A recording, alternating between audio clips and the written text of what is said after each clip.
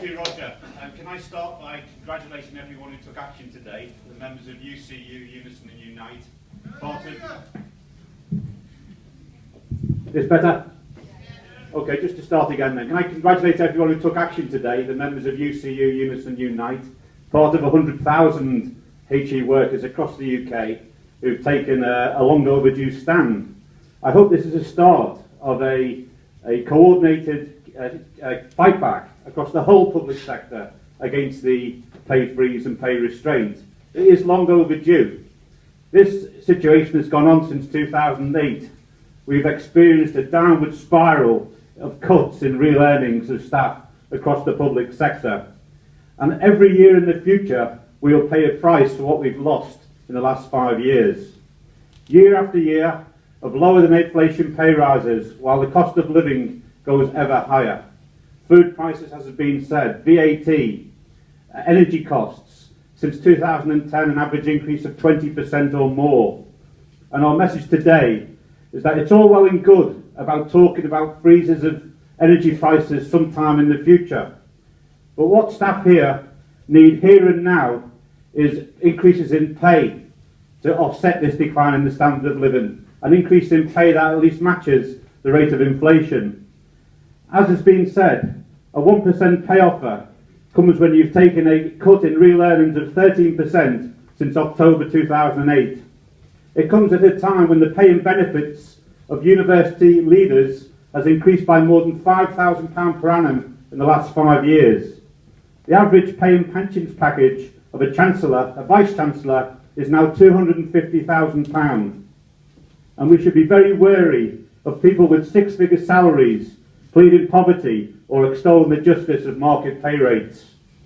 In 2011-12, the Vice-Chancellor at Bolton University, the anti-union George Holmes, received a salary of £226,000. Nancy Rothwell at Manchester got £248,000. John Brooks at MMU, £249,000. And the highest paid VC in our region is Howard Newby at Liverpool. He took home £328,000. Between the 12 Vice-Chancellors in the North West, 12, their cumulative pay and benefits package is more than £3 million. And they say they can't afford more than 1% pay rise for you. And make no mistake, sisters and brothers, a better pay rise is affordable, as Dominique has said. The operating surplus in higher education sector is over £1 billion. And many higher education institutions have built up very large cash reserves. And a significant factor in the accumulation of those reserves has been the holding down of staff earnings. As a UNISON member says in The Guardian today, and was on the radio earlier in Manchester, a research administrator at this university, our loss has been their gain. How true that is.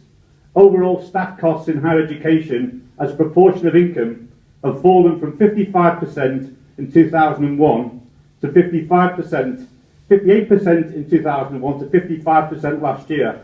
And the declining wage share in higher education is another example of how wages are low and falling. And that is perhaps the root of many of the economic and social problems that we have. This month, ONS data showed that real wages, adjusted for RPI, are at the lowest they've been since records began. Despite growth figures of 0.8% for the last quarter, real wages continue to fall, and the squeeze on living standards continues. Nationally, there's been a modest fall in unemployment in recent months, however not in the North West. And the record level of part-time employment, the insecurity of arrangements such as zero-hours contracts, the continued wage squeeze, indicate that the labour market is not delivering what people need. There's evidence of growing underemployment and not enough jobs to provide decent and serious secure incomes. Higher education is a sector that is seeing moves towards greater casualisation and use of zero-hours contracts.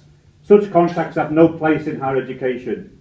Here in the North West, we've seen substantial job losses in universities, notably in Bolton and Salford.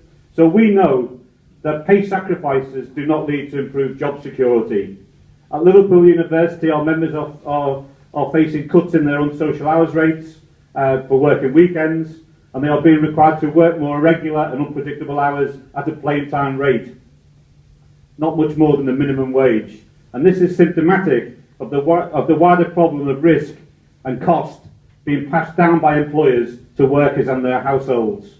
For years, it's been assumed by policymakers that simply having a job is sufficient to escape poverty. And we learnt this month from Alan Milburn, the New Labour social mobility czar, so-called, that he doesn't even believe that now. It clearly is no longer a tenable assumption to make. What this points to is the urgent need to improve the quality of employment. And as the TUC campaign puts it, Britain needs a pay rise.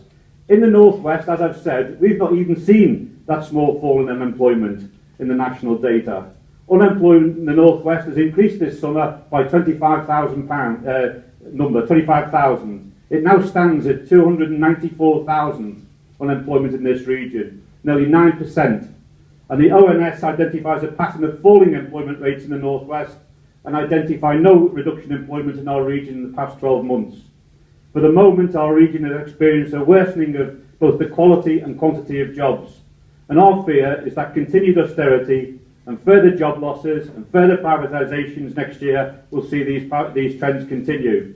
Now, it's a pleasure for me as a UNISON official to be standing in solidarity with UCU and Unite and the National Union of Students. It was through working together earlier this year that we stopped the privatisation of UCLan. We worked together on that issue. It was very difficult. It was a fait accompli when it was presented to us. It should have occurred in April of this year, but we won. And we can win together on pay. Had we not stood together as unions and students at UCLan, that would now be a company limited by guarantee.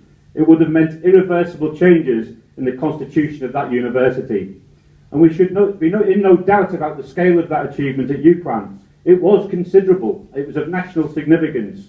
In the USA, for-profit universities is now the third fastest growing industry, believe it or not. Since 2002, it has grown by an average of 13.6% annually, with extensive use of TV programmes and the internet as alternatives to the classroom, thus minimising teaching costs.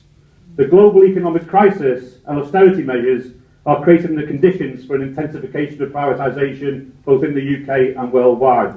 And I will commend to you the UCU report, Public Service or Portfolio Investment. It's on their website, and it shows how private equity funds are well positioned in the coalition government.